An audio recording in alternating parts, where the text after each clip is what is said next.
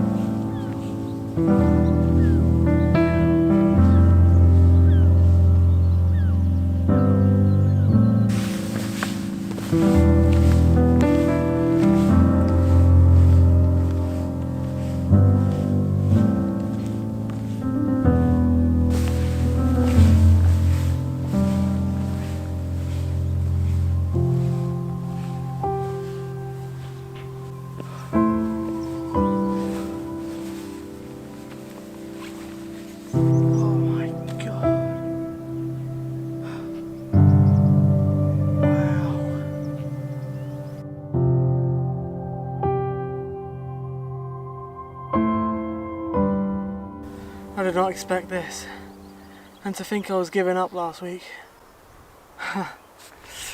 Some of you may be wondering, oh, you said you're going to give up, you said you weren't doing this anymore, you don't even have a camera anymore. Truth is, I couldn't give up on my dream.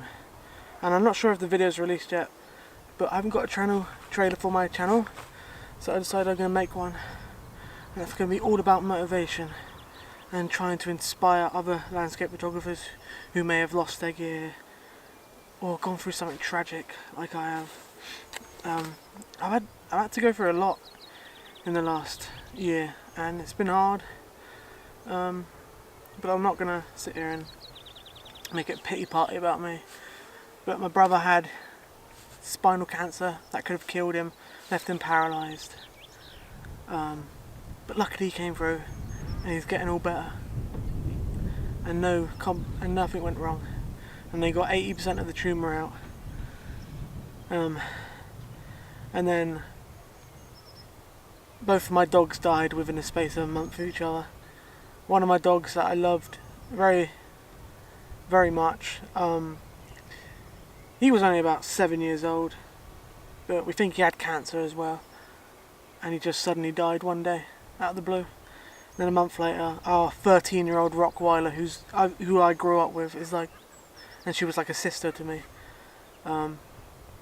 She unfortunately passed away as well. And then I've had this with my camera, and I'm getting really depressed now. But yeah, I've had this with my camera, and I saved up for months and months just so I could afford that. And I'm paying for it now because this is my only day off in the week. The whole next 6 days are just non-stop working up Tesco's, and that's where I work if you didn't know. And although the virus is going around and everyone's lost their job, I'm about the only one with a job in my family. Everyone else lost a job except for me, because I'm an essential staff. And although Tesco's have been nice and given us a 10% increase, I'm working as much as I possibly can right now, just so I can make up for the loss. But yeah, it's only been about a day since I released my video, so I thank anyone who's left a nice comment on there, but there's no comments yet. But anyway, I'm going to stop pity party because this video is another review. I keep doing these review things because they get me quite a few views, a couple of hundred views, 1,000 on the 90D one. But the camera I'm reviewing now is less relevant because it's been longer, obviously, and it is the sister to the Canon 90D. To replace my Canon 90D, I've bought a Canon M6 Mark II, and yeah, I tested it out a bit yesterday. Went for a walk yesterday. Really nice sunny day like this, but I had to go work at 6 o'clock, which is when sunset is. But today's my day off, so I thought today I'm going to go out and we're going to get some stuff done. I was going to wake up for sunrise, but my alarm didn't go off, and I got back from work at 12 o'clock and hit the hay at 1:30, so it wasn't really that good anyway. But I'm going to try and do that tonight or tomorrow, but it's not going to be in this video because I've done that for the last 2 review videos, and I just can't afford to right now because I don't have the time to produce enough videos, so I need to split them up. But today, it's not going to be a review, but it's just going to be a slight, well, it is a review, I guess, of the Canon M6 Mark II, a real world review. And I thought no better place to do it than the Valley of the Rocks. And oh my god, is it beautiful. This is somewhere I've never been before up here. And I thought, oh, you know, I've never really been high up because I'm too lazy to. I've always gone down in the valley and tried to get a shot. But today I thought, you know what? I'm going to climb right up and I'm going to get a grand vista. So right now, ooh, there's hardly any clouds in the sky. We've got a few little high altitude clouds dotted around. But I'm not stopping here. I'm doing a little bit of scout. So I came about 2 hours early from sunset. Got her about 4:45 and sunset's about 6:30. So I'm going to walk all the way up and I'm going to see if this is better down here or is it better up there. So anyway, I guess we're going to keep climbing. Keep climbing to the top, hey. Got all the wild Exmoor goats up here. And, ooh, what's that? Yeah, it's a man sleeping over there. I don't want to disturb him. But I don't have my zoom lens, so can't really get much photos of these, but I'm gonna try. Oh, it's a little slow. So, you hear that? Yeah, sometimes it makes this noise, sometimes it doesn't. The main problem is though, it only wants to take it only wants to take one photo sometimes, and it'll come with the error screen, which I mean I need to reset the camera after that. So it's basically impossible to use a small phone when it does this. Sometimes it allows me to. Right now it's not though. But if Billy goes down there, or Exmoor goes, then I can only go to 35mm, which is a bit more. This is a crop sensor. Here it is. Very, very small compared to my last camera. And no viewfinder, but I don't like viewfinders.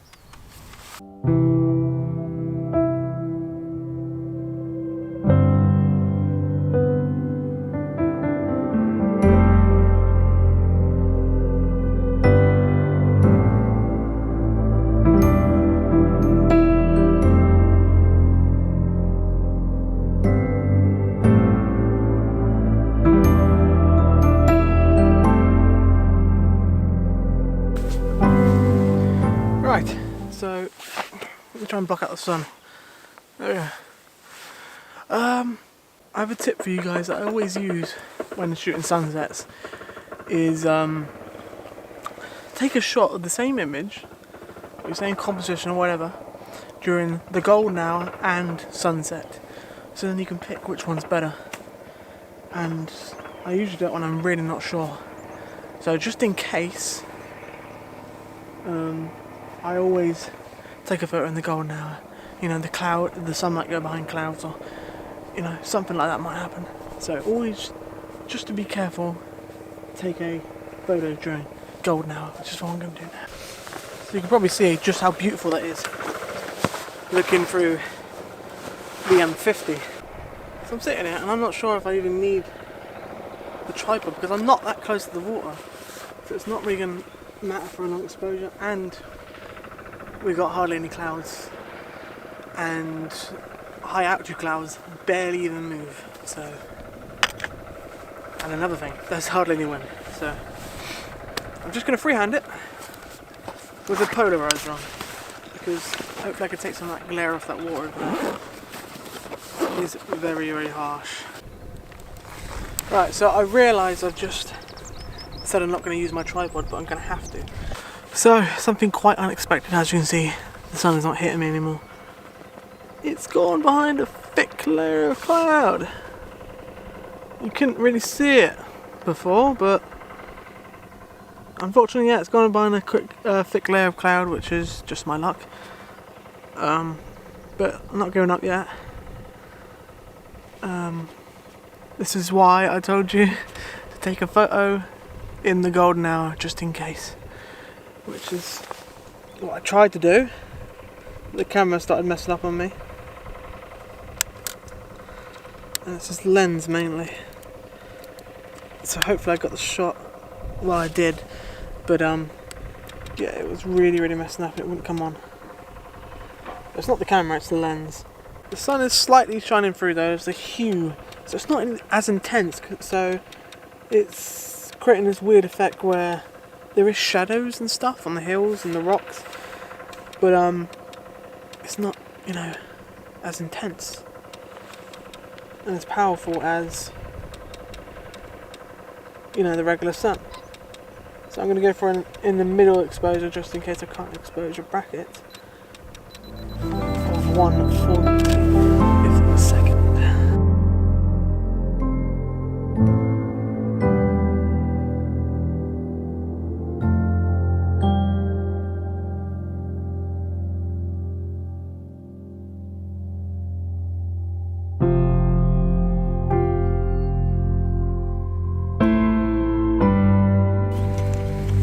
Ooh, you don't really realise how cold it gets when there's no sun out. Oh god, I was boiling earlier and my shirt is drenched with sweat from walking up here. But of course I haven't been moving for a while, I've been sat down here. Oh, yeah, I suppose it's time to talk about the Canon M6. I had to look at the camera then to remember what it was. M6 Mark II. Yeah. You know, I can't really give much information about how it is, because obviously I've only had it for a couple of days, but I'll give my real opinions on it when I make my 1 month with the Canon M6 Mark II video, which will be coming out in a month obviously, but for now, yeah, I mean, it's like it's like a smaller, lighter version of the Canon 90D with less buttons and less weight. One problem is the battery is pretty bad. It's not as bad as the M50 though, but it can do around 320 shots I think, and the M50 can do about 250, but the Canon 90D can do it around 1,300 and something odd. So yeah, the battery was a lot better, but it never ran out anyway when I was shooting. So yeah, it was probably too much battery, but if it comes to it, I'll just buy a second battery. I do have a second battery, but it won't fit in the actual charger, the Canon official charger. It's a top max one, so I'll probably get another top max charger with an extra battery with it, so I can have about 3 batteries. Yeah, I can't really test out sports mode because obviously the lens won't allow me to. But don't forget that you do need a quite high resolution lens to actually get the full use out of the sensor, because the sensor is 32 megapixels, which is pretty big for a crop sensor. So you need a good, decent lens to actually get the full quality of that sensor. So yeah, suggest getting yourself a good lens, and I 100% recommend the 18 to 35mm 1.8 Sigma lens. It's about £600 I bought it for. Although yours won't be playing up like mine did. Just don't dip it in seawater, of course, and then it won't be. But yeah, and the only native lens that really gives the sensor a run for its money is the 32mm prime lens, and I don't want to get that because obviously I can't zoom with it, and I like to, you know, have a little bit of zoom range. Plus 32 is too, it's not wide enough for me. So yeah, I like to have my lenses a bit wide. And yeah, the sun's gone completely behind the clouds now, but it's given this orange hue behind it. It's like a heart. It's pretty cool. So yeah, I suppose we get back to it. Yeah, I definitely recommend this camera if you're going for a professional yet lightweight gear. because it really is as good as the Canon 90D, if not better, because it's so much more lighter, and the viewfinder, you just don't need it. And so many times with the Canon 90D, I've taken a shot and it's ended up being too underexposed or overexposed, probably down to my experience with DSLRs. But yeah, this ain't a video for, you know, explaining every little nitty gritty thing about, what is this bit of hair, about the Canon M6 Mark II.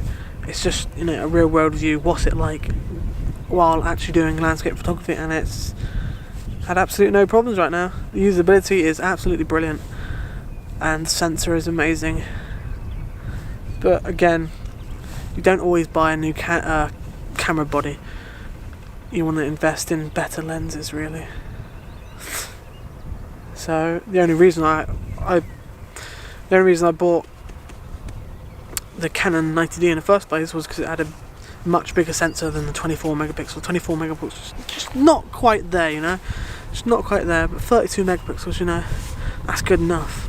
So I'm going to be sticking with this camera probably for years to come now, and I'm just going to be investing in new lenses. But yeah, hopefully it doesn't meet its demise like the Canon 90D. Anyway, I've got to get back to shooting. See, the sun it's looking really painterly right now.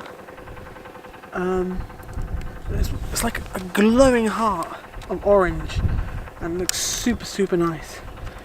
Not your traditional sunset, and not what I like to have for a sunset, but it is still better than nothing. It's nice to see that the sun can actually shine through these thick clouds instead of just being completely blocked. But yeah, I'm zooming right in now because I'm going for something a little different.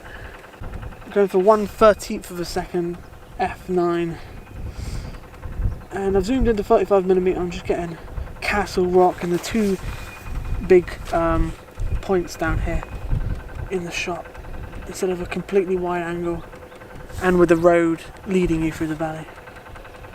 Beautiful shot. This is the middle exposure in case I can't do a bracket, and I'm going to do two more exposures after this, which are for the sky in the foreground, obviously.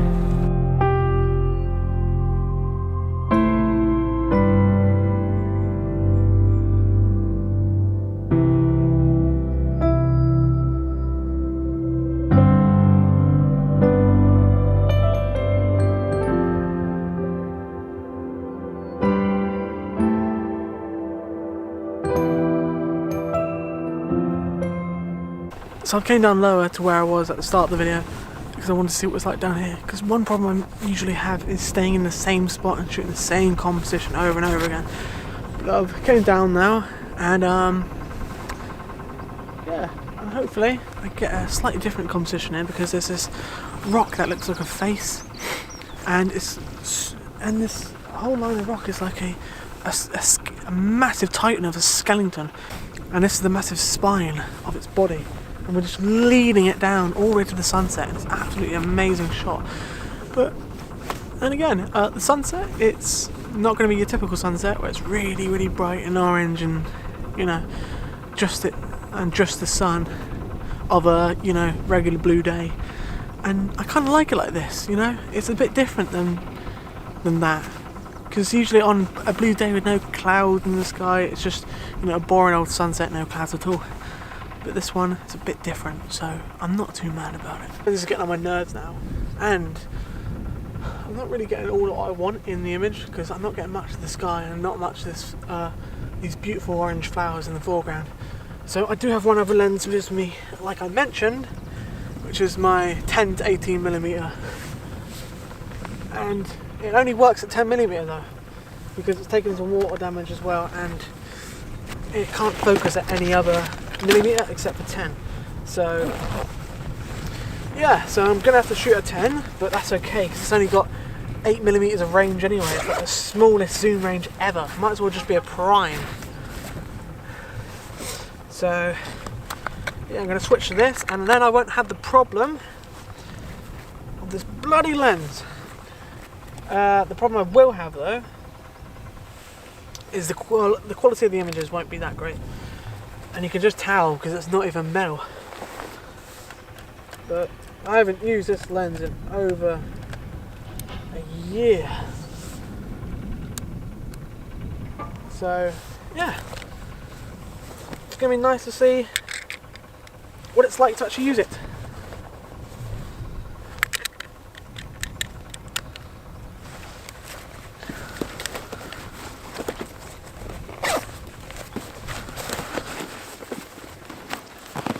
Don't want no polarizers or anything like that.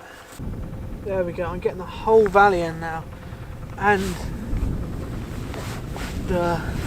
all these rocks that look like a spine. Very, very nice. Okay, so it's getting a bit dark now, so I'm gonna have to go for about 1/8 of a second. Well, yeah, 1/8 of a second at f9. And all this time my ISO has been 100. I've been forgetting to mention, but it's not really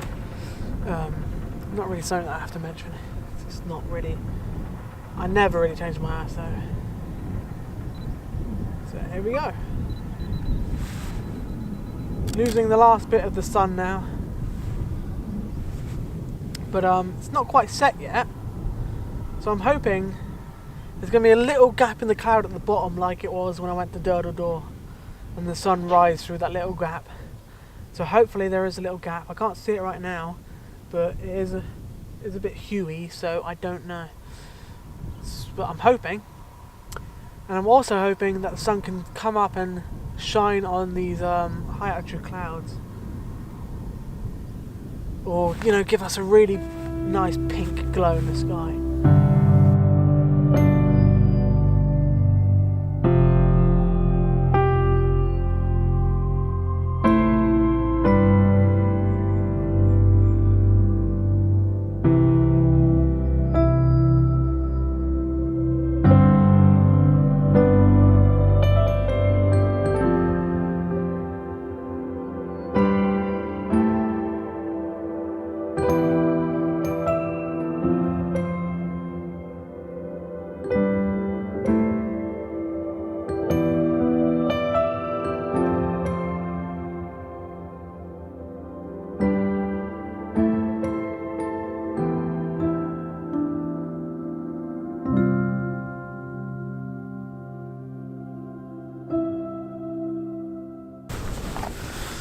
So that's going to be it for today, guys.